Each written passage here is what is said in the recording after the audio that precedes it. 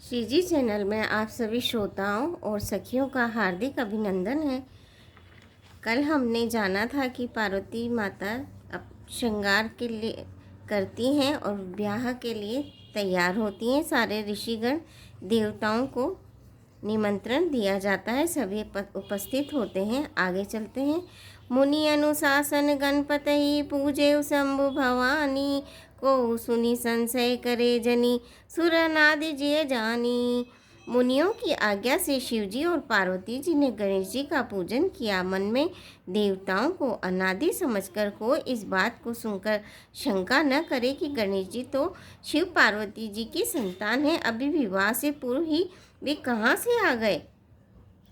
वेदों में विवाह की जैसी रीति कही गई है, महामुनियों ने वह सभी रीति करवाई। पर्वतराज हिमाचल ने हाथ में कुश लेकर तथा कन्या का हाथ पकड़कर उन्हें भवानी शिव पत्नी जानकर शिवजी को समर्पण किया। जब शिवजी महेश्वर ने पार्वती जी का पाणी ग्रहण किया, तब इंद्र आदि सब देवता हृदय में बड़े ही हर्षित हुए। श्रेष्ठ मुनिगण वेद मंत्रों का उच्चारण करने लगे और देवगण शिवजी का जय जयकार करने लगे। अनेकों प्रकार के बाजे बजने लगे। आकाश से नाना प्रकार के फूलों की वर्षा हुई। शिव पार्वती का विवाह हो गया। सारे ब्रह्मांड में आनंद भर गया। दासी दास, रथ, घोड़े, हाथी, गाय, वस्त्र और मणि आदि अनेक प्रकार की चीजें, अन्न तथा सोने के बर्तन गाड़ियों में लदवाकर दहेज में दिए, जिनका वर्णन ही नहीं किया जा सकता। बहुत प्रकार का दहेज देकर फिर हाथ जोड़कर हिमाचल ने कहा, हे शंकर, आप पूर्ण काम हैं, मैं आपको क्या दे सकता हूँ। इतना कहकर वे शिवजी के चरण कमल पकड़कर रह गए। तब कृपा के सागर शिवजी ने अपने ससुर का सभी प्रकार से समाधान किया। फिर प्रेम से परिपूर्ण हृदय मैना जी ने शिवजी के चरण कमल पकड़े और कहा, हे नाथ, यह उमा मुझे मेरे प्राणों के समान प्यारी है। आप इसे अपने घर की टहनी बनाइएगा और इसके सब अपराधों को क्षमा करते रहिएगा। अब प्रसन्न होकर मुझे यही वर दीजिए। शिवजी ने बहुत तरह से अपनी सास को समझाया। तब वे शिवजी के चरणों में सिर नवाकर घर गईं। फिर माता ने पार्वती को बुला लिया और गोद में बैठाकर यह सुंदर सीख दी, हे पार्वती, सदा शिवजी के चरण की पूजा करना नारियों का यही धर्म है। उनके लिए पति ही देवता है और कोई देवता नहीं है।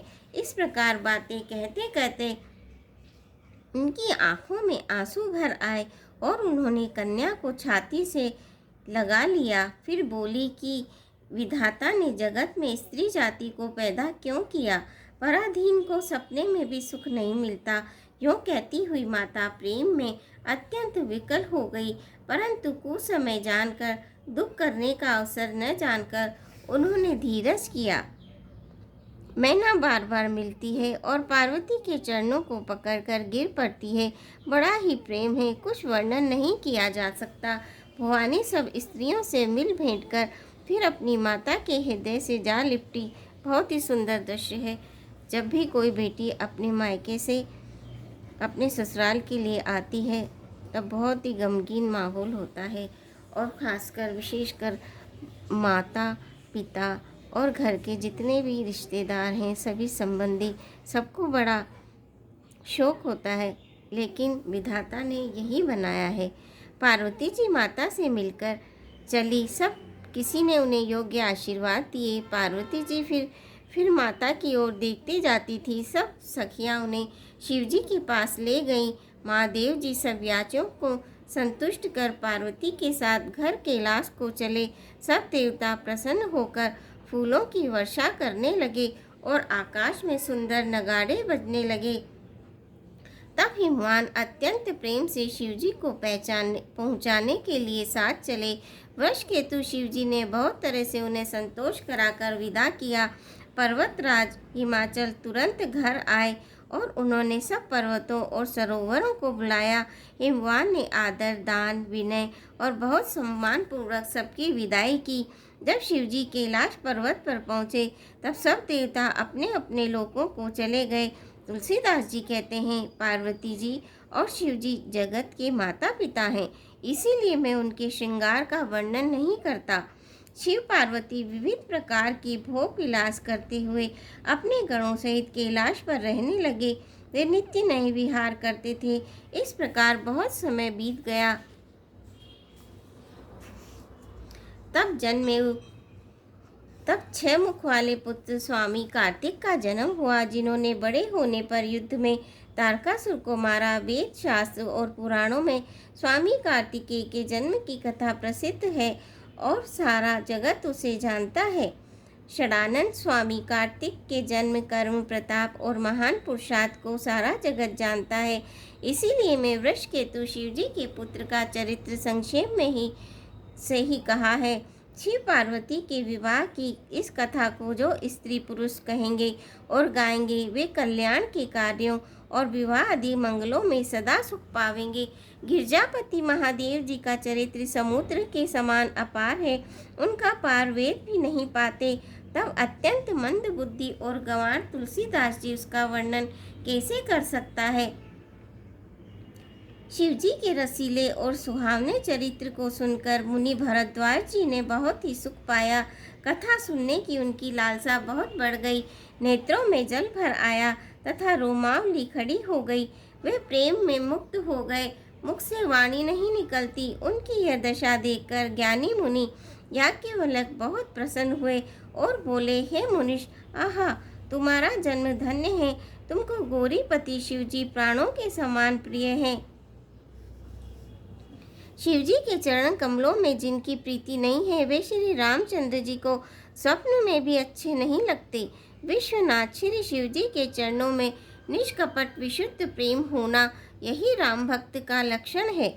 शिवजी के समान रघुनाथ जी की भक्ति का व्रत धारण करने वाला कौन है, जिन्होंने बिना ही पाप के इस सती जैसी स्त्री को त्याग दिया और प्रतिज्ञा करके श्री रघुनाथ जी की भक्ति को दिखा दिया।